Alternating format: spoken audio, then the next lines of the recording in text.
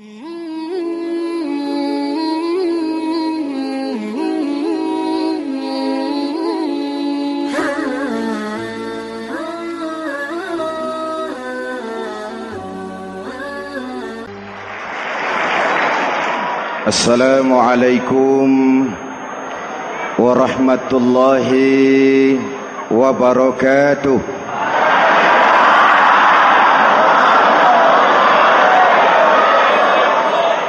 Alhamdulillahi rabbil alamin.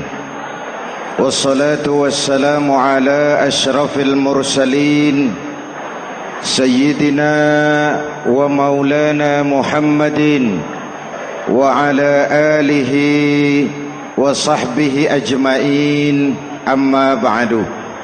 Para ulama yang saya muliakan, hadirin hadirat ma'asyiral muslimin yang saya cintai, banyak kita alami perubahan-perubahan yang terjadi,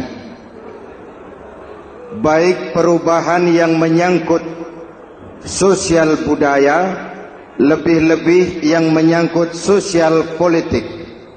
Yang tidak banyak mengalami perubahan adalah sosial ekonomi. Bahkan angka kemiskinan kita naik menjadi 3/5 dari total penduduk kita hidup di bawah garis kemiskinan, dan 20% diantaranya miskin mutlak. Perubahan-perubahan yang terjadi menyadarkan kita kepada kebenaran Al-Quran ketika Allah menyatakan wa tilkal ayyamu nudawiluha bainan nas. Hari itu kami putar di antara manusia. Ada saat datang, ada waktu pergi. Ada hari lahir, ada saat kembali, ada waktu dilantik, ada saat menyerahkan jabatan. Hari kami putar di antara manusia dan hidup cuma sekadar menunggu giliran. Soalnya kemudian di tengah perubahan-perubahan yang terjadi begitu cepat, what must we do now?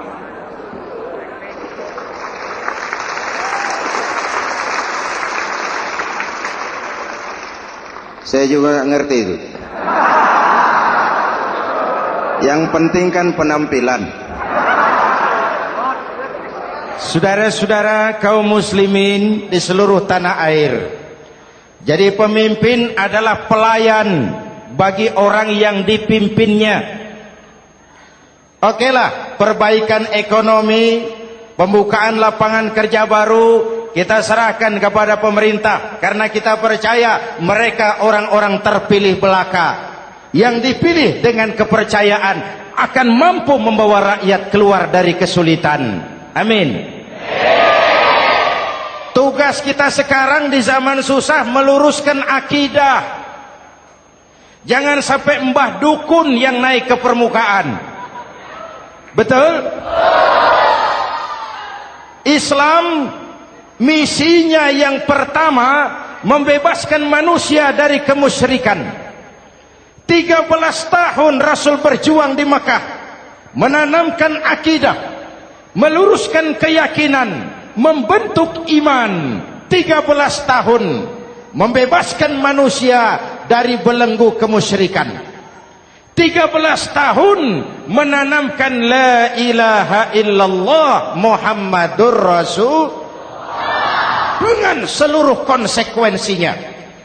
Kalau saya yakin tidak ada Tuhan selain Allah, saya tidak akan minta tolong kecuali hanya kepada Allah.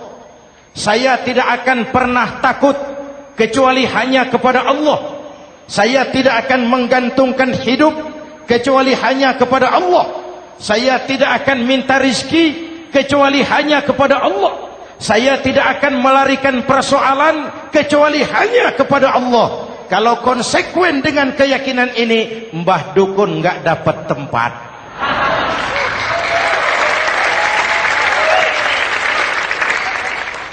Akur? Ayo lihat secara sederhana. saya sandaran di tiang, tiangnya ambruk, sayanya jatuh. Saya sandaran di tembok, temboknya runtuh, saya juga runtuh. Saya sandaran kepada orang kaya, dia jatuh miskin, saya bangkrut. Saya sandaran kepada jenderal, dia pensiun, saya selesai. Tapi kalau saya sandaran hanya kepada Allah, Allah tidak akan pernah miskin, Allah tidak akan pernah lumpuh, Allah tidak akan pernah terpuruk, dan Allah tidak akan pernah berkurang kekuasaannya.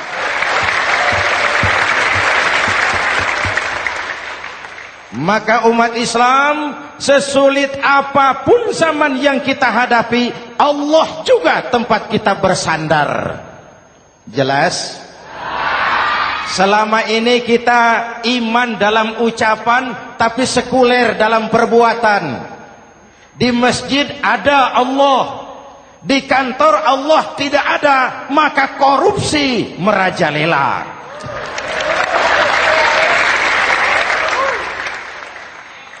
Di masjid ada Allah, di pasar Allah tidak ada, maka timbangan tetap curang. Kita iman dalam ucapan, tapi sekuler dalam perbuatan. Oleh karena itu, sesulit apapun zaman yang kita hadapi, iman jugalah pegangan kita. Allah juga tempat kita bersandar. Boleh zaman berubah, akidah jangan sampai goyah.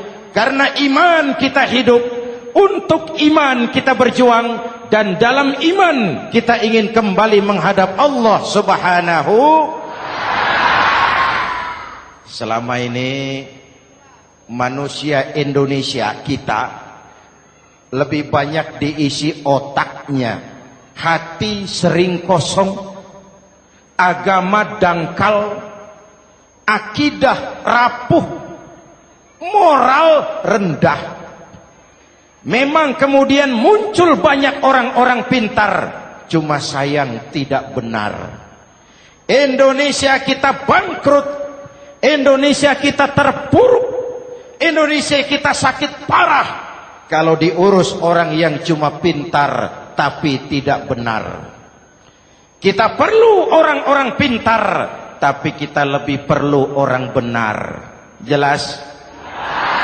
Kalau cuma pintar tapi tidak benar, itu yang sering saya sampaikan, nanti disuruh ngurus beras malah nimbun beras.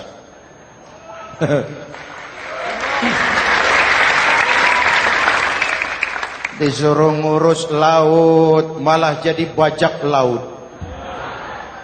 Disuruh ngurus hutan rame-rame jadi orang hutan.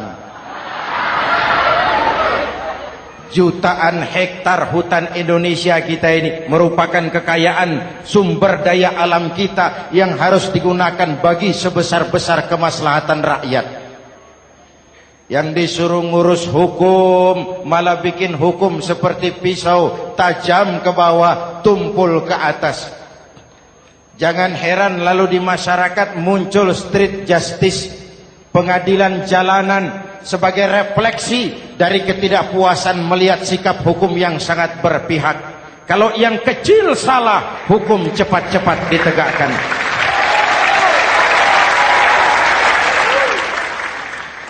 Lihat saja sekarang ini kalau orang terkenal banyak uang punya masalah, antri yang bela. Betul? Tapi saudara lihat si Marsinah di Jawa Timur, si Sengkon dan Karta di Jawa Barat, si Udin Bernas wartawan Jogja terseok-seok mencari keadilan, sampai hari ini urusannya masih remeng-remeng.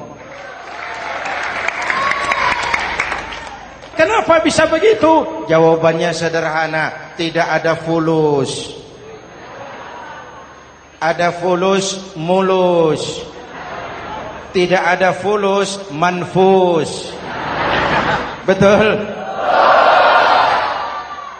Jangan sampai para penegak hukum kita terjebak pada lagu baru, maju tak gentar membela yang bayar.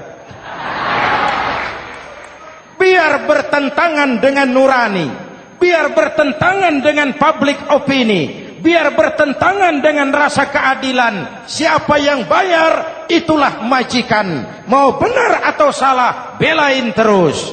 Kalau seperti inilah hukum kita, mafioso keadilan akan tetap gentayangan.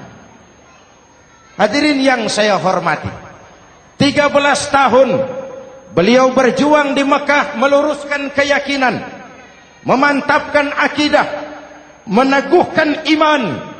Dari situ segalanya dimulai, dan ke situ segalanya akan menuju. Intan paling mahal, mutiara paling berharga, tidak lain adalah nilai-nilai keimanan. Kalau itu sudah tergadai, apalagi yang bisa kita banggakan dalam kehidupan ini?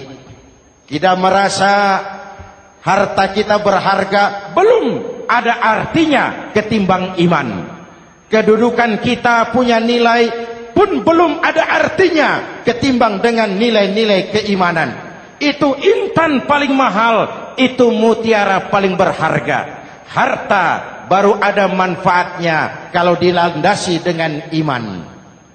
Jabatan dan kedudukan baru terasa gunanya kalau dilandasi dengan keimanan.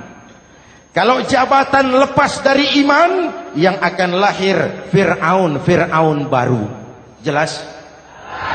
Kalau harta terlepas dari iman, yang akan muncul adalah konglomerat Korun. Kalau ilmu pengetahuan terlepas dari nilai dasar keimanan, maka yang akan muncul adalah ilmuwan pelacur yang menyalahkan yang benar, membenarkan yang salah untuk kepentingan pribadi.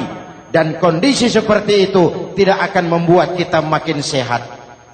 Oleh karena itu, pada kesempatan ini, pesan pertama saya, menghadapi zaman susah, tetap jaga akidah, tetap pelihara keyakinan.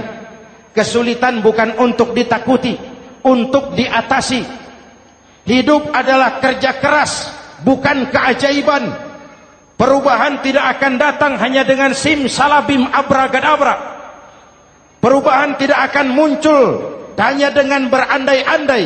Perubahan tidak akan turun dari langit seperti turunnya embun di waktu malam. Perubahan adalah kerja keras, sehingga Al-Quran membimbing kita, innallaha la yughayyiru ma biqaumin hatta yughayyiru ma bi anfusihim. Allah tidak akan mengubah keadaan suatu bangsa kalau mereka tidak mau mengubah apa yang ada di dalam diri mereka. Yang ada di dalam diri itu rule of thinking, state of mind, cara kita berpikir, cara kita memandang kehidupan, cara kita mengatasi persoalan. Hadirin yang saya hormati, inilah iman. Berangkat dari ini kita menyadari, ini ujian buat kita rakyat. Dan kita rakyat Indonesia ini kalau sama susah sih sudah kenyang. Ya Pak? Ya Pak? Kita ini sebagai bangsa mengalami apa yang disebut oleh Bung Karno up and down. Naik, turun, timbul, tenggelam, pasang, surut. 350 tahun dijajah oleh Belanda, kita susah. Berangkat Belanda masuk Jepang, susah lagi. Pergi Jepang, datang nikah, susah lagi. Lalu kita merdeka, dirongrong oleh berbagai pemberontakan, susah lagi. Makan bulgur, antri minyak. Lalu PKI berontak, susah lagi. Muncul orde baru, lama-lama susah lagi. Orde baru selesai, naik reformasi, mulai repot nasi, susah lagi.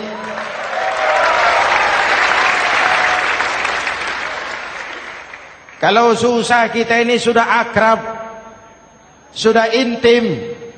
Mestinya kalau sudah susah seperti itu, jangan salah sikap menyikapi kesusahan.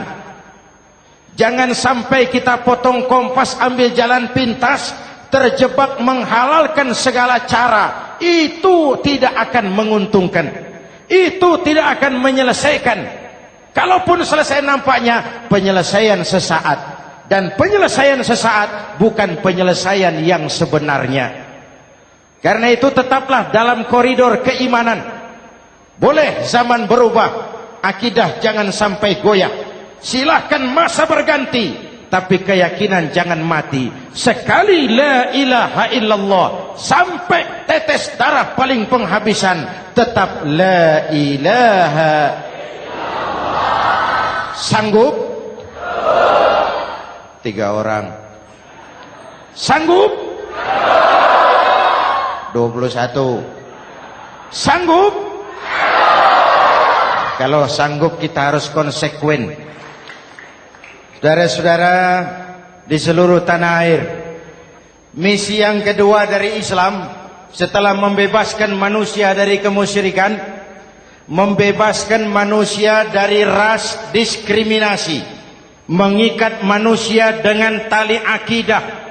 Sebelum Islam datang, manusia dibedakan oleh warna kulit, manusia dibedakan oleh faktor keturunan, manusia dibedakan oleh faktor harta dan benda.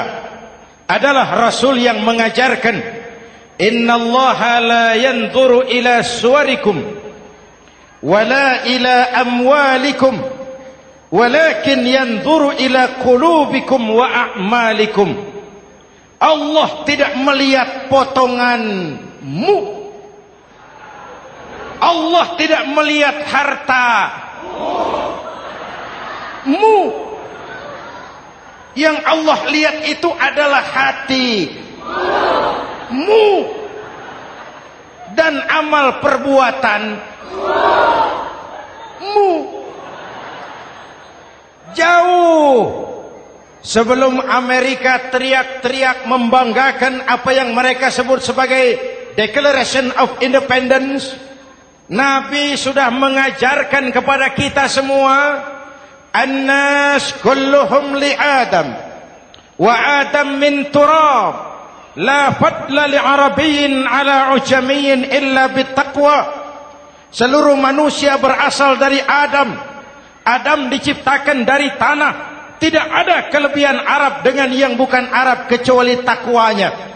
Jauh sebelum Amerika mencanangkan bahwa semua manusia dilahirkan sama, that all men are created equal. Jauh sebelum itu Islam sudah membebaskan manusia dari ras diskriminasi. Apa dalam konteks kekinian? Menghadapi zaman susah, tetap jaga kerukunan. Ya Pak, ya Bu, oi Bu.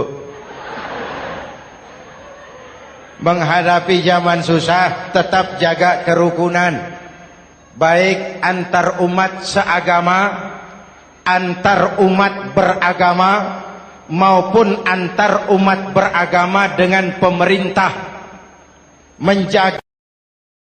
Menjaga kerukunan. Jangan saling sikat sikut di antara kita. Sebab kalau sudah rukun, saya ajak berhitung.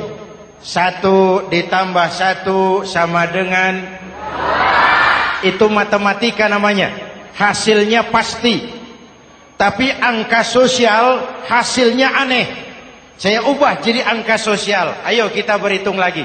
1 orang takut ditambah 1 orang takut sama dengan 2 orang setengah berani. Kenapa setengah berani? Karena sudah berdua. Tadi kan takut sendiri. Kalau sama-sama takut berkumpul jadi setengah berani. Kalau ditambah 1 orang takut lagi, 1 orang takut ditambah 1 orang takut ditambah 1 orang takut sama dengan 3 orang berani. Kenapa jadi berani? Karena sudah bertiga. Kita yang lemah, kita yang marginal, kita yang dikucilkan, bahkan kita yang dilecehkan, kalau mau rukun kita akan kuat dan tidak bakal dipermainkan orang.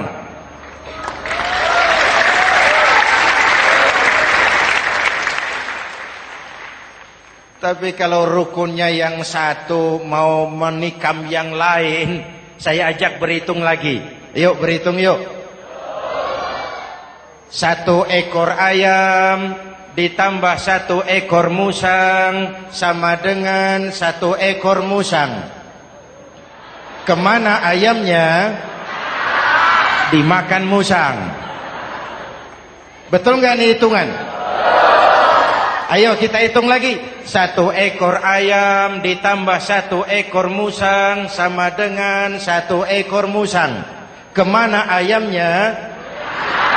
Dimakan musang. Jadi kalau kita suka kumpul dengan orang yang mau makan kita, selesailah kita.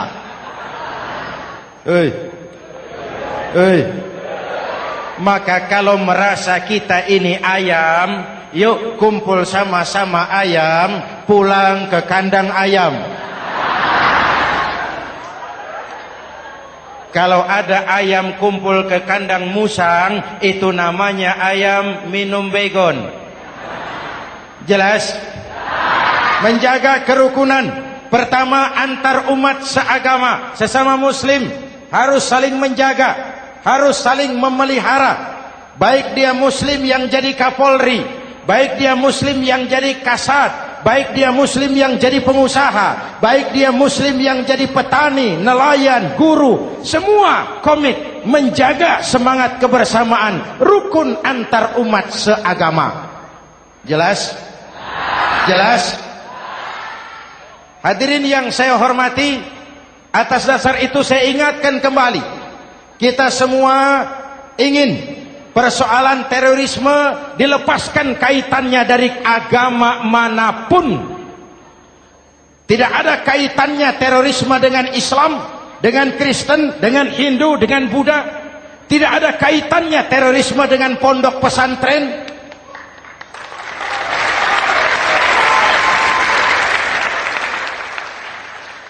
Jangan sampai pesantren jadi kambing hitam. Karena sejak zaman penjajahan, pesantren sudah terbukti memberikan kontribusi bagi perjuangan memerdekakan rakyat Indonesia. Rukun antar umat seagama. Yang kedua, rukun antar umat beragama. Islam ini rahmatan lil. Jangankan manusia walaupun berbeda agama, binatang saja dihormati. Ada hadis, fa iza zabahtum fa ahsinuz zibhata. Kalau kamu menyembelih hewan, sembelihlah dengan cara yang terbaik. Jangan menyembelih ayam dengan pisau tumpul. Itu namanya tidak berperi kebinatangan. Yang kecil lagi, saudara buka babul istinja, makruh buang air kecil di tanah yang berlubang. Sebab apa? Pertama, menjaga kesehatan. Siapa tahu di lubang yang saudara buang air kecil itu ada gas beracun. Kalau tidak, melindungi binatang yang ada di dalam lubang. Siapa tahu di lubang yang saudara buang air kecil itu ada semut sedang rapat membahas terorisme. Apa dosanya lalu mati dikencingi? Ini namanya rahmatan lis semut. Binatang saja dilindungi. Maka perbedaan agama tidak harus menyebabkan kita bertolak belakang. Perbedaan agama bukan alasan untuk saling bermusuhan.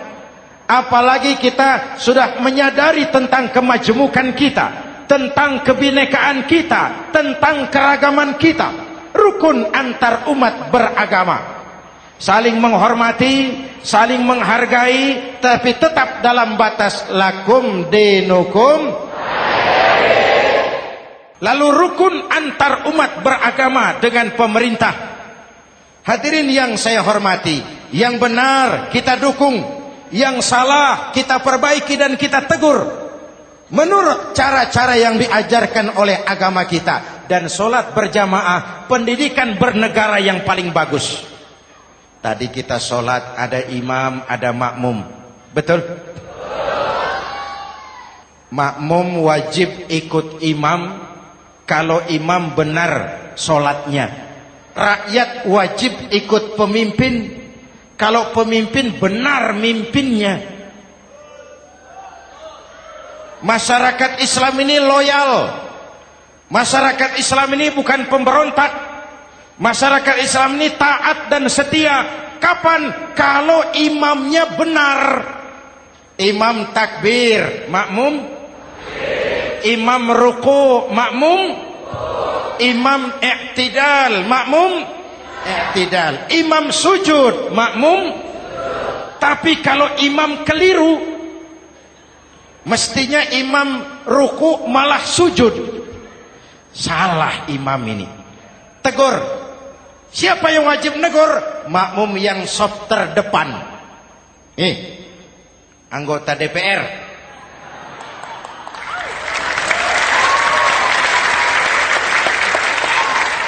Ini wakil-wakil makmum ini. Sop di depan ini. Kalau imam keliru mereka paling tahu. Ngomong. Tegur. Bagaimana negurnya? Ada aturan main. Mestinya ruku, imam sujud. Salah ini imam. Subhanallah. Kan begitu negurnya. Betul? Tidak boleh juga imam keliru, makmum emosi. Main pegang. Weh, makmum salah. Hoi, hoi. Kacau sholat. Betul? Anggota dewan ini, soft di depan. Itu kalau imam keliru. Satu saat imam buang angin. Namanya manusia bisa buang angin toh. Apa makmum lalu berkata, demi kesetiaan saya kepada imam, imam buang angin, saya lebih keras lagi. Itu namanya fanatisme buta, loyalitas yang goblok. Imam buang angin, minggir. Iyyaka na'budu wa iyyaka nasta'in. Sampai situ imam buang angin, minggir imam. Lalu saf yang di depan maju. Tidak usah bikin solat baru, teruskan pekerjaan imam. Ihdinas siratal mustaqim. Teruskan. Kenapa? Kalau bikin solat baru lagi, nanti buang angin lagi. Bikin lagi solat. Kapan selesainya solat? Kapan selesainya membangun negara ini? Yang penting imam tahu diri, buang angin, minggir.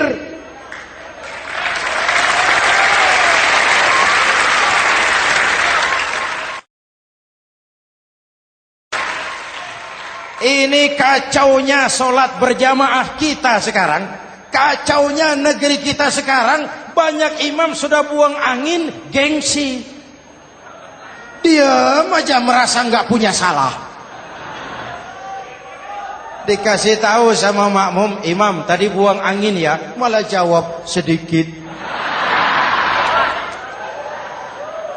Apa kalau sedikit lalu tidak batal sholat itu? Mekanisme kehidupan sosial yang diatur lewat tuntunan sholat berjamaah. Sehingga Nabi berpesan, kun imaman muta'an au ma'muman muti'an fala takun thalisan jazu'a. Kalau jadi pemimpin, jadilah pemimpin yang ditaati. Kalau jadi makmum, jadilah makmum yang mentaati. Jangan jadi golongan ketiga pemecah belah. Di depan tidak jalan, di belakang takut, ditaruh yang di tengah, di depan didorong, yang belakang ditendang. Ini namanya biang kerok. Saudara-saudara, dari uraian singkat ini saya ambil beberapa catatan pokok. Pertama, kalau ada intan paling mahal, kalau ada mutiara paling berharga dalam hidup kita, itu tidak lain adalah karena keyakinan. Hidup jadi indah, hidup jadi berharga, hidup jadi berarti kalau didasari atas sebuah keyakinan. Dan keyakinan itu tidak lain adalah nilai iman kita, akidah kita kepada Allah Subhanahu wa ta'ala. Yang kedua, tetap menjaga kerukunan. Sesulit apapun zaman yang kita hadapi, kita tetap harus menjaga semangat kebersamaan. Kita harus tetap menjadi lem perekat yang menjaga keutuhan, baik sebagai bangsa maupun sebagai umat. Perbedaan adalah wajar, harus dihormati sebagai ciri kehidupan berdemokrasi. Tapi jangan perbedaan menjadi sebab kita bermusuhan, dan jangan perbedaan menyebabkan kita saling berpecah belah. Hormati perbedaan, jangan perbedaan dipandang sebagai permusuhan. Dengan akidah yang kuat dan kebersamaan yang kokoh, ayo kita hadapi kesulitan, kita atasi kesulitan, dan dengan kerja keras untuk menyongsong hari esok yang lebih pasti. Mari kita Fatihah, semoga Allah memelihara kita bangsa Indonesia. Ala hadhihi niyah wa ila hadratin Nabi. Al-Fatihah.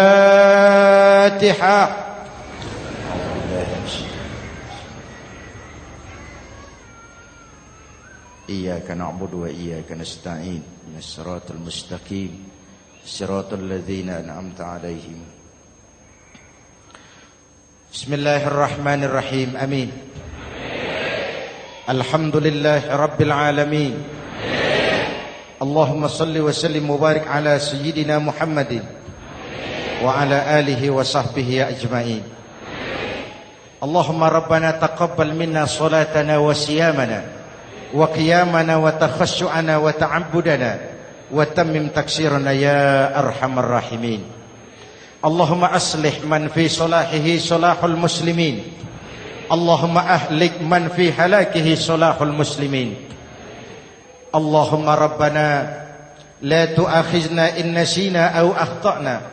Rabbana wa la tahmil alaina isran kama hamaltahu ala alladhina min qablina. ربنا ولا تحملنا ما لا طاقة لنا به واعف عنا واغفر لنا وارحمنا أنت مولانا فانصرنا على القوم الكافرين. اللهم اجعلنا من السعداء المقبولين ولا تجعلنا من الأشقياء المردودين. أفضل ما قلته أنا والنبيون من قبلي لا إله إلا الله.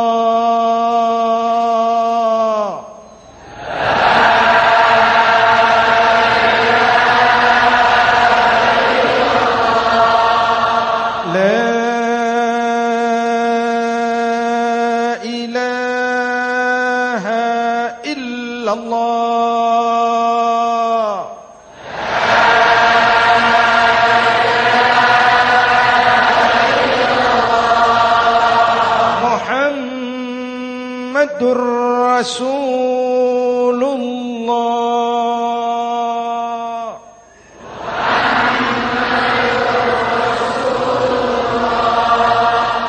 sallallahu alaihi wa alihi wasallam. Kalimatu haqqin 'alaiha nahya wa 'alaiha namut wa 'alaiha wa biha nub'atsu insyaallah minal aminin minal aminin minal aminin rahmatika ya arhamar rahimin. Sallallahu ala sayyidina Muhammad wa ala alihi wa sahbihi ajma'in. Ana rabbika rabbil izzati amma yasifun. Salamun alal mursalin. Walhamdulillahi rabbil alamin. Jumpa lagi di lain kesempatan insyaallah. Wassalamualaikum warahmatullahi wabarakatuh.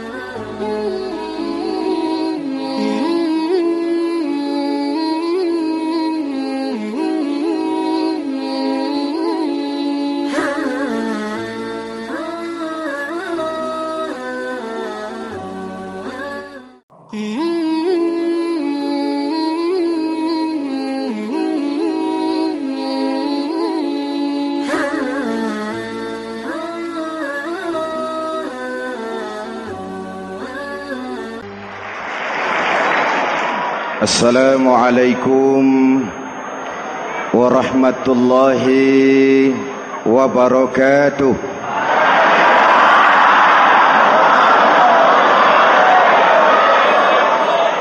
Alhamdulillahi rabbil alamin.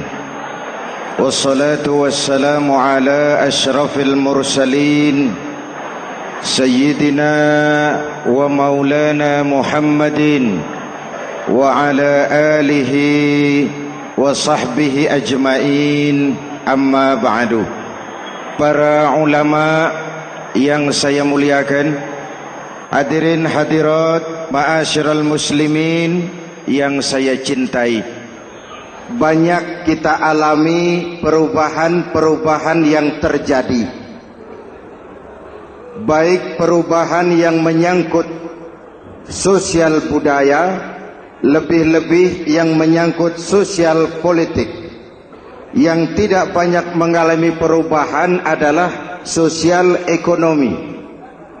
Bahkan angka kemiskinan kita naik menjadi 3/5 dari total penduduk kita hidup di bawah garis kemiskinan, dan 20% diantaranya miskin mutlak. Perubahan-perubahan yang terjadi menyadarkan kita kepada kebenaran Al-Quran ketika Allah menyatakan wa tilkal ayyamu nudawiluha bainan nas. Hari itu kami putar di antara manusia. Ada saat datang, ada waktu pergi. Ada hari lahir, ada saat kembali. Ada waktu dilantik, ada saat menyerahkan jabatan. Hari kami putar di antara manusia dan hidup cuma sekadar menunggu giliran. Soalnya kemudian di tengah perubahan-perubahan yang terjadi begitu cepat, what must we do now?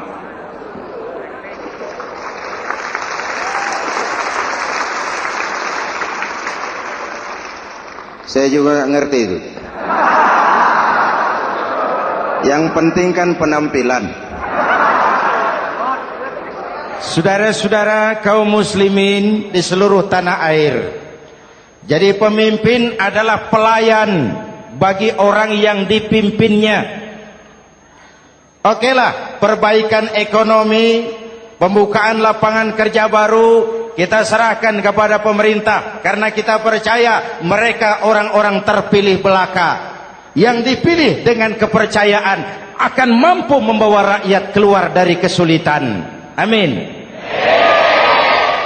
Tugas kita sekarang di zaman susah meluruskan akidah. Jangan sampai mbah dukun yang naik ke permukaan. Betul? Islam misinya yang pertama membebaskan manusia dari kemusyrikan. 13 tahun Rasul berjuang di Makkah, menanamkan akidah, meluruskan keyakinan, membentuk iman. 13 tahun membebaskan manusia dari belenggu kemusyrikan. 13 tahun menanamkan la ilaha illallah Muhammadur Rasul dengan seluruh konsekuensinya. Kalau saya yakin tidak ada Tuhan selain Allah, saya tidak akan minta tolong kecuali hanya kepada Allah. Saya tidak akan pernah takut kecuali hanya kepada Allah. Saya tidak akan menggantungkan hidup kecuali hanya kepada Allah. Saya tidak akan minta rizki kecuali hanya kepada Allah. Saya tidak akan melarikan persoalan kecuali hanya kepada Allah. Kalau konsekuen dengan keyakinan ini, mbah dukun nggak dapat tempat.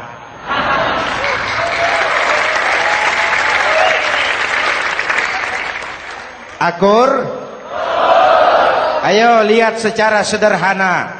Saya sandaran di tiang, tiangnya ambruk, sayanya jatuh. Saya sandaran di tembok, temboknya runtuh, saya juga runtuh. Saya sandaran kepada orang kaya, dia jatuh miskin, saya bangkrut. Saya sandaran kepada jenderal, dia pensiun, saya selesai. Tapi kalau saya sandaran hanya kepada Allah, Allah tidak akan pernah miskin, Allah tidak akan pernah lumpuh, Allah tidak akan pernah terpuruk dan Allah tidak akan pernah berkurang kekuasaannya.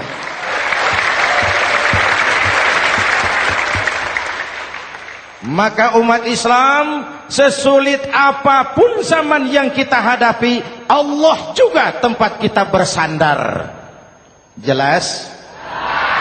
Selama ini kita iman dalam ucapan tapi sekuler dalam perbuatan. Di masjid ada Allah, di kantor Allah tidak ada, maka korupsi merajalela.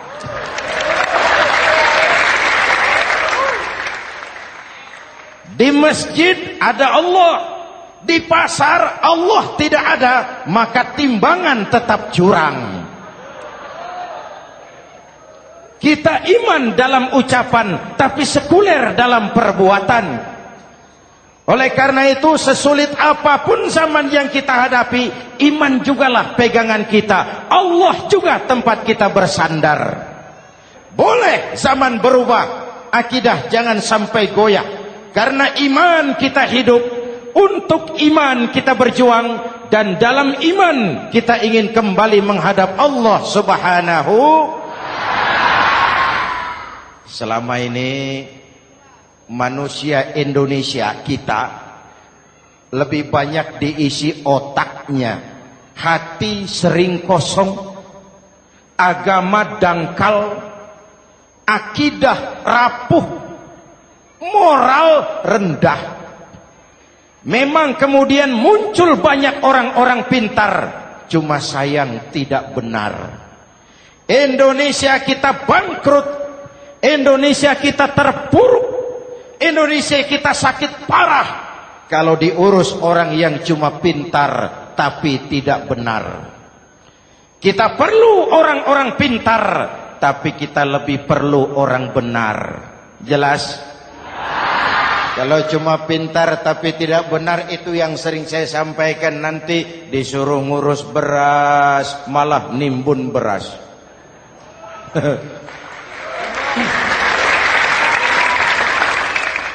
Disuruh ngurus laut malah jadi bajak laut. Disuruh ngurus hutan rame-rame jadi orang hutan. Jutaan hektar hutan Indonesia kita ini merupakan kekayaan sumber daya alam kita yang harus digunakan bagi sebesar-besar kemaslahatan rakyat. Yang disuruh ngurus hukum malah bikin hukum seperti pisau, tajam ke bawah, tumpul ke atas. Jangan heran lalu di masyarakat muncul street justice, pengadilan jalanan, sebagai refleksi dari ketidakpuasan melihat sikap hukum yang sangat berpihak. Kalau yang kecil salah, hukum cepat-cepat ditegakkan.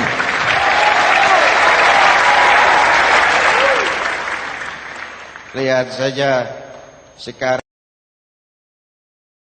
sekarang ini kalau orang terkenal banyak uang punya masalah, antri yang bela. Betul? Tapi saudara lihat si Marsinah di Jawa Timur, si Sengkon dan Karta di Jawa Barat, si Udin Bernas wartawan Jogja terseok-seok mencari keadilan, sampai hari ini urusannya masih remeng-remeng. Kenapa bisa begitu? Jawabannya sederhana, tidak ada fulus. Ada fulus mulus, tidak ada fulus manfus. Betul? Jangan sampai para penegak hukum kita terjebak pada lagu baru, maju tak gentar membela yang bayar. Biar bertentangan dengan nurani, biar bertentangan dengan public opini, biar bertentangan dengan rasa keadilan. Siapa yang bayar, itulah majikan. Mau benar atau salah, belain terus. Kalau seperti inilah hukum kita, mafioso keadilan akan tetap gentayangan.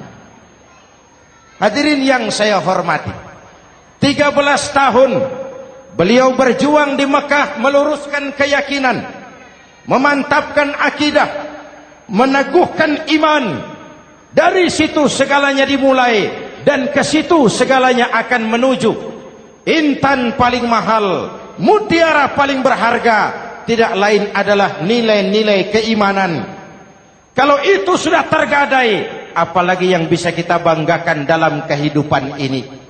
Kita merasa harta kita berharga, belum ada artinya ketimbang iman. Kedudukan kita punya nilai pun belum ada artinya ketimbang dengan nilai-nilai keimanan. Itu intan paling mahal, itu mutiara paling berharga. Harta baru ada manfaatnya kalau dilandasi dengan iman. Jabatan dan kedudukan baru terasa gunanya kalau dilandasi dengan keimanan. Kalau jabatan lepas dari iman, yang akan lahir Fir'aun baru. Jelas? Kalau harta terlepas dari iman, yang akan muncul adalah konglomerat korun. Kalau ilmu pengetahuan terlepas dari nilai dasar keimanan, maka yang akan muncul adalah ilmuwan pelacur yang menyalahkan yang benar, membenarkan yang salah untuk kepentingan pribadi. Dan kondisi seperti itu tidak akan membuat kita makin sehat. Oleh karena itu pada kesempatan ini, pesan pertama saya, menghadapi zaman susah, tetap jaga akidah, tetap pelihara keyakinan. Kesulitan bukan untuk ditakuti, untuk diatasi. Hidup adalah kerja keras, bukan keajaiban. Perubahan tidak akan datang hanya dengan simsalabim abragadabra. Perubahan tidak akan muncul hanya dengan berandai-andai. Perubahan tidak akan turun dari langit seperti turunnya embun di waktu malam. Perubahan adalah kerja keras, sehingga Al-Quran membimbing kita, innallaha la yughayyiru ma biqaumin hatta yughayyiru ma bi anfusihim.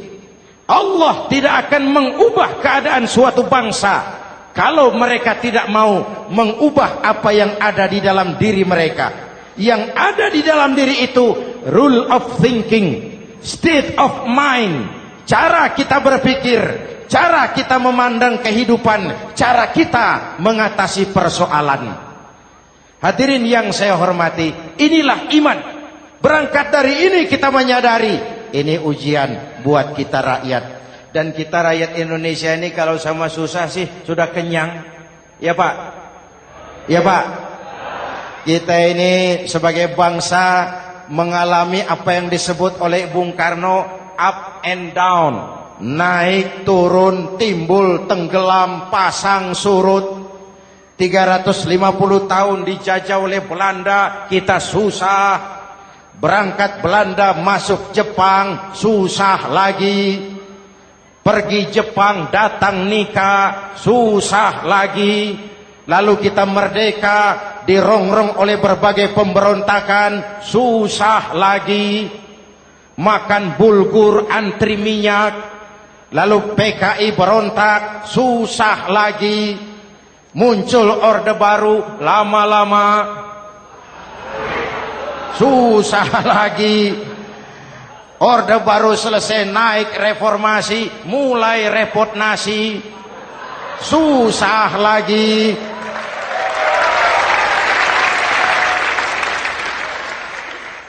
Kalau susah kita ini sudah akrab, sudah intim. Mestinya kalau sudah susah seperti itu, jangan salah sikap menyikapi kesusahan. Jangan sampai kita potong kompas, ambil jalan pintas, terjebak menghalalkan segala cara. Itu tidak akan menguntungkan, itu tidak akan menyelesaikan. Kalaupun selesai nampaknya penyelesaian sesaat, dan penyelesaian sesaat bukan penyelesaian yang sebenarnya. Karena itu tetaplah dalam koridor keimanan. Boleh zaman berubah, akidah jangan sampai goyah. Silahkan masa berganti, tapi keyakinan jangan mati. Sekali la ilaha illallah, sampai tetes darah paling penghabisan, tetap la ilaha. Sanggup? 3 orang. Sanggup? 21. Sanggup? Kalau sanggup kita harus konsekuen. Saudara-saudara di seluruh tanah air, misi yang kedua dari Islam setelah membebaskan manusia dari kemusyrikan, membebaskan manusia dari ras diskriminasi, mengikat manusia dengan tali akidah. Sebelum Islam datang, manusia dibedakan oleh warna kulit, manusia dibedakan oleh faktor keturunan, manusia dibedakan oleh faktor harta dan benda. Adalah Rasul yang mengajarkan, innallaha la yanzuru ila suwarikum wala ila amwalikum walakin yanzuru ila qulubikum wa a'malikum. Allah tidak melihat potonganmu, Allah tidak melihat hartamu. Yang Allah lihat itu adalah hatimu dan amal perbuatanmu. Jauh sebelum Amerika teriak-teriak membanggakan apa yang mereka sebut sebagai Declaration of Independence, Nabi sudah mengajarkan kepada kita semua, An-nas kulluhum li Adam wa Adam min turab la fadla li Arabiyyin ala ujamiyyin illa bittaqwa. Seluruh manusia berasal dari Adam. Adam diciptakan dari tanah. Tidak ada kelebihan Arab dengan yang bukan Arab kecuali takwanya. Jauh sebelum Amerika mencanangkan bahwa semua manusia dilahirkan sama, that all men are created equal. Jauh sebelum itu Islam sudah membebaskan manusia dari ras diskriminasi. Apa dalam konteks kekinian menghadapi zaman susah tetap jaga kerukunan? Ya Pak, ya Bu, oi Bu. Menghadapi zaman susah tetap jaga kerukunan, baik antar umat seagama, antar umat beragama, maupun antar umat beragama dengan pemerintah. Menjaga kerukunan. Jangan saling sikat sikut di antara kita. Sebab kalau sudah rukun, saya ajak berhitung. 1 ditambah 1 sama dengan, itu matematika namanya. Hasilnya pasti. Tapi angka sosial hasilnya aneh. Saya ubah jadi angka sosial. Ayo kita berhitung lagi. 1 orang takut ditambah 1 orang takut sama dengan 2 orang setengah berani. Kenapa setengah berani? Karena sudah berdua. Tadi kan takut sendiri. Kalau sama-sama takut berkumpul jadi setengah berani. Kalau ditambah 1 orang takut lagi, 1 orang takut ditambah 1 orang takut ditambah 1 orang takut sama dengan 3 orang berani. Kenapa jadi berani? Karena sudah bertiga. Kita yang lemah, kita yang marginal, kita yang dikucilkan, bahkan kita yang dilecehkan, kalau mau rukun kita akan kuat dan tidak bakal dipermainkan orang.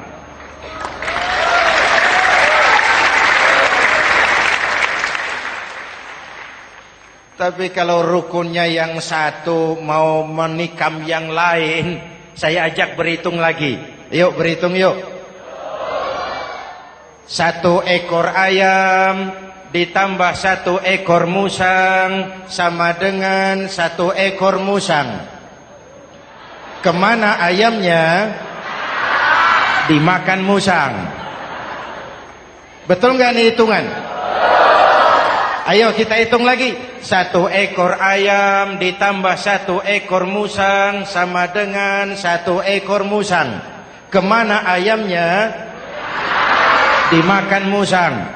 Jadi kalau kita suka kumpul dengan orang yang mau makan kita, selesailah kita.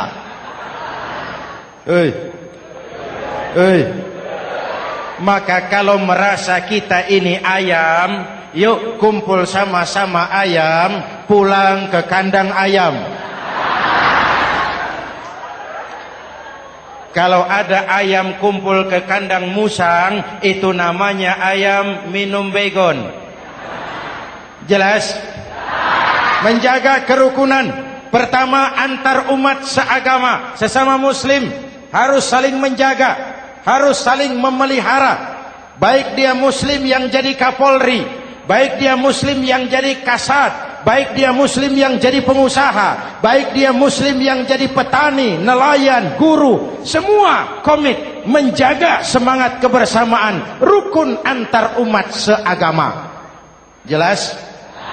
Jelas?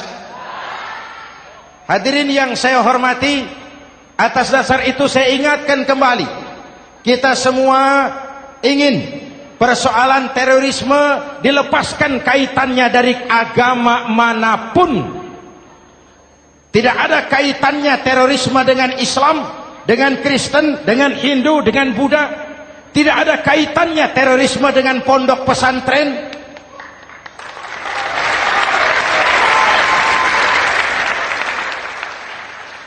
Jangan sampai pesantren jadi kambing hitam. Karena sejak zaman penjajahan, pesantren sudah terbukti memberikan kontribusi bagi perjuangan memerdekakan rakyat Indonesia. Rukun antar umat seagama. Yang kedua, rukun antar umat beragama. Islam ini rahmatan lil. Jangankan manusia walaupun berbeda agama, binatang saja dihormati. Ada hadis, fa iza zabahtum fa ahsinuz zibhata. Kalau kamu menyembelih hewan, sembelihlah dengan cara yang terbaik. Jangan menyembelih ayam dengan pisau tumpul. Itu namanya tidak berperi kebinatangan. Yang kecil lagi, saudara buka babul istinja, makruh buang air kecil di tanah yang berlubang. Sebab apa? Pertama, menjaga kesehatan. Siapa tahu di lubang yang saudara buang air kecil itu ada gas beracun. Kalau tidak, melindungi binatang yang ada di dalam lubang. Siapa tahu di lubang yang saudara buang air kecil itu ada semut sedang rapat membahas terorisme. Apa dosanya lalu mati dikencingi? Ini namanya rahmatan lis semut. Binatang saja dilindungi. Maka perbedaan agama tidak harus menyebabkan kita bertolak belakang. Perbedaan agama bukan alasan untuk saling bermusuhan. Apalagi kita sudah menyadari tentang kemajemukan kita, tentang kebinekaan kita, tentang keragaman kita. Rukun antar umat beragama. Saling menghormati, saling menghargai, tapi tetap dalam batas lakum dinukum. Lalu rukun antar umat beragama dengan pemerintah. Hadirin yang saya hormati, yang benar kita dukung, yang salah kita perbaiki dan kita tegur menurut cara-cara yang diajarkan oleh agama kita. Dan sholat berjamaah, pendidikan bernegara yang paling bagus. Tadi kita sholat ada imam, ada makmum, betul? Makmum wajib ikut imam kalau imam benar sholatnya. Rakyat wajib ikut pemimpin kalau pemimpin benar mimpinnya. Masyarakat Islam ini loyal. Masyarakat Islam ini bukan pemberontak. Masyarakat Islam ini taat dan setia. Kapan? Kalau imamnya benar. Imam takbir, makmum. Imam ruku, makmum. imam i'tidal, makmum i'tidal. Imam sujud, makmum. Tapi kalau imam keliru, mestinya imam ruku malah sujud. Salah imam ini. Tegur. Siapa yang wajib negur? Makmum yang saf terdepan. Anggota DPR.